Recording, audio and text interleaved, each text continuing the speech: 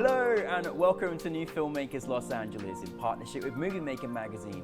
My name is Danny DeLillo and we're here at Emerson College, and I'm delighted to be joined with a very, very talented Janeva with her fantastic film, Más Latina. Let's take a look at the clip. Gabriela Sofia Maria de Martinez hears many voices, but I'm not crazy. It's just every time I close my eyes, one of these women emerges from my subconscious. It's like a bunch of margarita drinking roosters chilling on a bouncy castle, all squawking at me. Let me ask you, have you ever been berated by a drunk rooster on a bouncy castle? I don't think so. No. Just me, right up here. Janeva, I'm so excited you're here. I'm excited to be here. I love what you created for us, but for those that haven't seen your film, tell us a brief synopsis. Yes, the brief synopsis. Okay, so essentially, it's about a messy 30-year-old something, 30-something, right? And she's still getting her act together. And she's a disappointment to her family because she's not meeting their expectations as a Latina, right? The career, the family, the babies, etc. And she likes stand-up comedy. And she sucks at stand-up, essentially. I'm giving you the long version here, but I love it. Yeah. And she has a breakthrough when she starts impersonating and making fun of her mother and her aunt and her cousin on stage.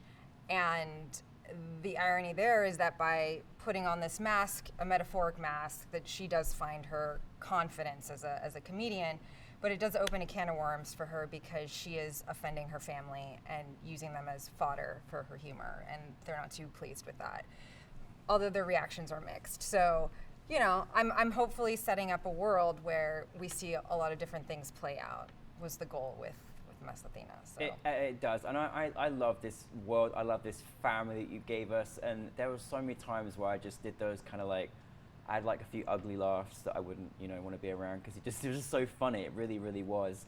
Now, how did you go about bringing this story? Where did the inspiration come from in turn this into an actual film for you?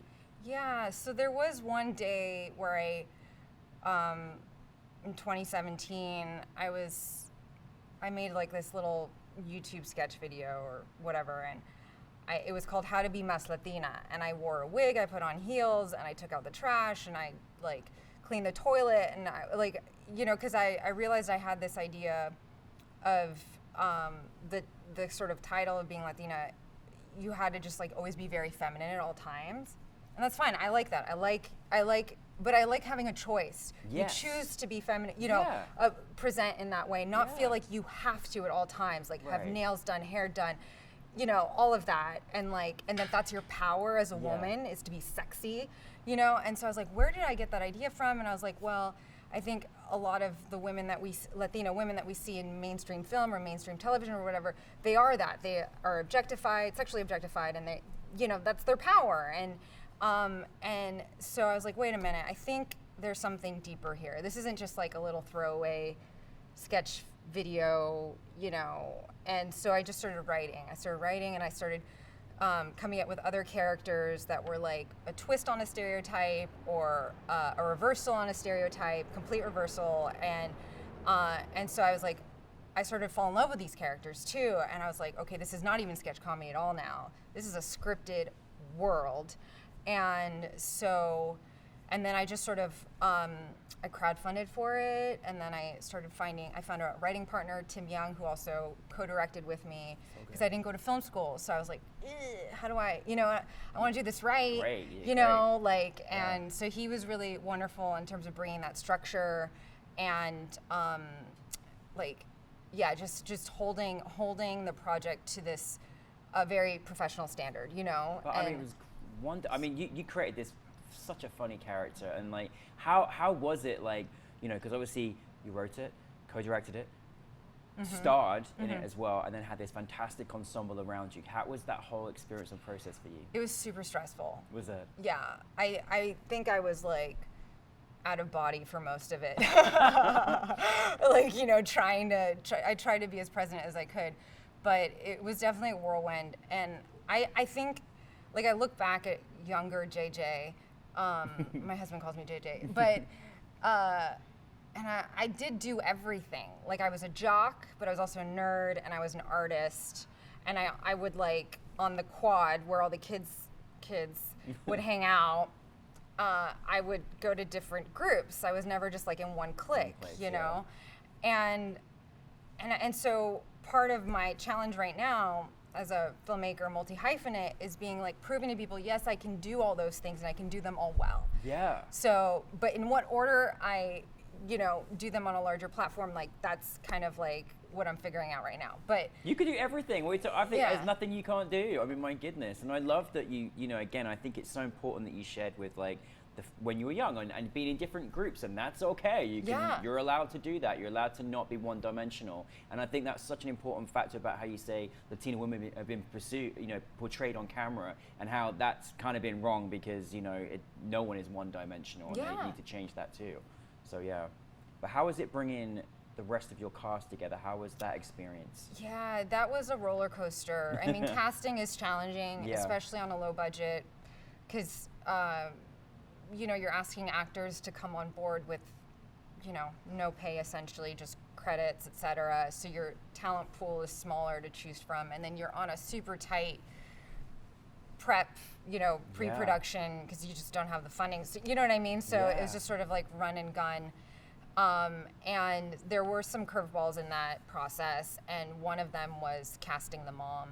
I love her. She's the best. She's so I love Mayra. She's if she was here, you would fall in love with her. Like when she goes to screenings, like she gets a posse. Like there's like a group that like want her, you know, autograph. That's what it's called. And she loves it. She loves it because she's Costa Rican, and she's very, very involved with like the Costa Rican embassy or like consulate or like whatever the formal name is here in the U.S. of A. in Los Angeles.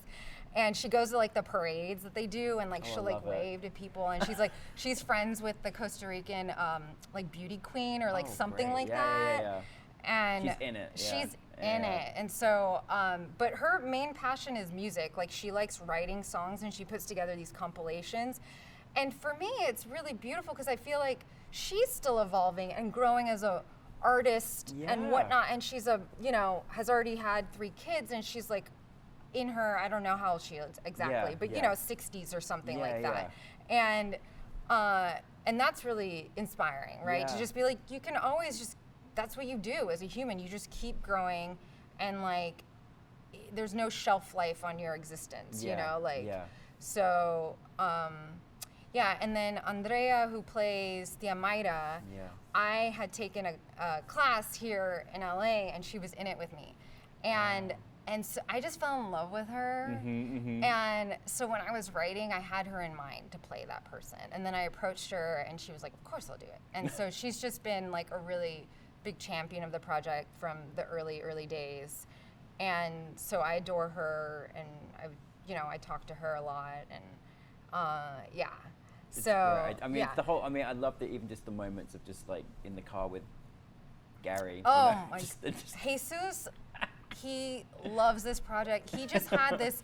He wasn't exactly like what I like mood boarded or whatever for the character, but he came in and he just did like the most unique things in the audition and just made us laugh. And we were like, okay, I don't know what you're doing, but I love it, brother. You got the part. You know what I mean? Yeah. And and so it's just also that positivity. Like you really want that. I wanted it to feel like family, and it did feel like family. You're creating a family, so essentially, that too. It really showed. It really felt like it was a tight knit family, and it was really good. How is it like? So for you as a director, how is when you're making something that's comedy as well and getting those moments, how do you work with your actors? Are you kind of quite hands-on? Do you let things kind of play out, improvisation? How does that work for you? Well, we rehearsed a lot because we knew we had to move fast, and then also the translation. Yes. So Mayra is bilingual, but her primary language is Spanish. So there was a lot of rehearsing and in Spanish, giving her directions and helping her understand what was going on and how we would shoot it. That was the other thing, like, even though scenes are written in a certain sequence in a script, you might shoot them out of that sequence. And so just kind of helping her with that before we even got to set, you know, there was a lot of that. And there wasn't really time for improv, unfortunately. I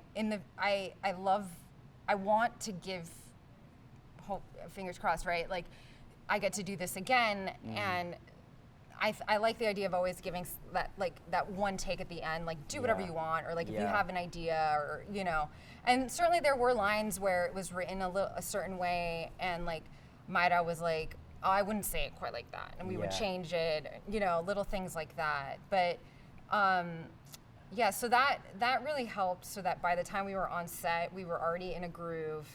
And at that point, it was just like small adjustments, based on like whatever the camera. And then Tim and I, by that point we were like on the same page. Like we'd worked on the shot list weeks before even getting to set, and like just went through like every scene. And so lens choices, I would get looped in on that. Like, so it was a lot. But I mean, I think it was just, I don't know if I got lucky or what, but it was a good small team and good vibes. That was really important to me, that everyone have a positive experience on set. Absolutely. So, but well done you. I mean, you carried the whole movie so well. Like I just I wanted more. I was like, no, I love this character. Like I need to see more about the family. Like it really got me very, very excited just to watch it all play out. And again, how was those kind of like, I mean, having, being a comedian, and then you're in this room of obviously a very male-dominated like room in the movie. Like how was it like being a comedian in a movie? Like was that kind of, how was that? It's kind of weird. Yeah, right. It's kind of weird. Must be, right? Yeah. And like, cause there was that arc too of her kind of sucking and then getting a little bit better, and then like and so at first when I was doing the like sucky stuff, they're like, oh no, you're sucking too bad. Like now it's like you just sucked all the energy out of the room. We need you to not suck that hard. And like, and it's, in my own stand-up, like I don't do impersonations, I don't do character-y stuff. So that was like that felt a little weird too. I was like, I don't know, I felt like I was really, it was uncharted territory, you know what I mean? And in the edit, I got sick of looking at myself, that's for sure. That is for sure, that happened. So, yeah. Well, I mean, listen, I mean, well, as an audience member, I certainly didn't. I think it was so nice it was so nice to have your film with us, not only with New Filmmakers LA, but in partnership with the Academy, celebrating the Latinx filmmakers from all over the world as well. How was that experience for you? It was such a treat. It really was such a treat. Like I met so many filmmakers through, I don't know what the word, group or cohort or whatever, like our showcase, that I'm huge fans of now, and I hope to sort of be able to share scripts with them in the future and like, support each other. So, but I mean, the theater, it's just, it was such great quality. Like that's such a treat to see your thing projected on in such a beautiful environment with like the right sound levels and like, you know what I mean? And the seats are cushy and they're not sticky and like, like. Absolutely, no, of course. It's like, this is what cinema's about, baby, Yeah. And then just seeing so many different, like so many different films from different parts of Latin America, or highlighting different parts of Latino culture, and because it's so vast, and I love learning new things, or like, we all have regional terminology, that's always cool to be like, oh, that's what they call that there, like, absolutely. So. No, I mean, it was just great to have all the laughs and hear all the laughs from your film with that live audience. It was really magical. What is next for you, Janeva? Yeah, so that's a very good question. Hopefully, getting a pitch out for Athena and seeing what happens there. And then I'm acting in a thing right now. I just came from set, as you know. Yes. And I don't know when that's going to come out, but it's a series thing, and I'm being all coy. But yeah, and then just writing. I'm writing so much right now. I'm just trying to be super ready for any opportunity that comes, like whether they want to move forward with Athena or not. And now that I've been introduced to sort of this world where there are these fellowships, et cetera, and just sort of like, oh, okay, now that I've been in some screenings, I kind of see the lay of the land. Oh, I see, I kind of fit in more here, like just sort of targeting where to place your energy, which is kind of important in this Absolutely. vast industry. Yeah. Yeah, You can get most lost. definitely. You can definitely get lost. Yeah. So. Well, I'm glad you found us. You know, Yeah. at least anyway, that's good. Welcome to our crazy family. But you know, for any filmmaker out there that, you know, I mean, I'm always in admiration for actually making a project happen and doing it and having a. I learned so much. I amazing, learned yeah. so much. Like, I don't necessarily want to be a director for hire, but I love directing Yeah. my own things. And I think that, at least currently, that's where I'm at with directing. And you learn so much about writing from directing and vice versa. You know, like it's all symbiotic. And then the editing process, you learn more about how you could have and should have directed, and you know how you could have punched up your writing a bit better. And so, it's like you know what I mean? Yeah, absolutely. Well, thank you so much for actually Yeah. making this film. But just to find is there a Yes. bit of advice that you would Yeah. share with anyone out there? Right. Yeah. On that, you gotta do it. By any means possible. Like I don't have by any means I don't have it figured out or the solution or anything. But I'm glad I stuck through it. I'm glad I crowdfunded. I'm glad I found a way.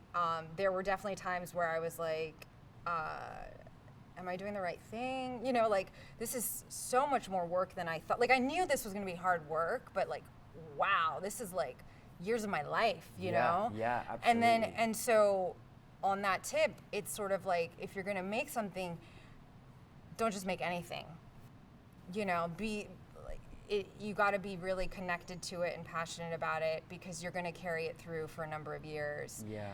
And if you're gonna do it justice and just sort of like, that's okay, so don't rush it. Don't rush it. Like, I think I'm finally getting comfortable with my pace. Like, I look at other people and I think, oh, I'm slow. Or I'm a late bloomer or whatever. But then, you know, you have a wonderful screening experience. You're like, no, it was just hard work. That's just what it takes. Yeah. You know, sometimes, you know, you might have a stroke of genius, but then to execute it, you don't know how long that could take. So. Well, perseverance, and look, here we are talking Yeah. about the amazing film that you made, so full circle. But I'm just so thankful you made this film. I'm so excited for the journey of where this project will go. But thank you so much for bringing it to New Filmmakers LA. We appreciate you. Thanks for chatting with me. Thank you. Janeva, everybody.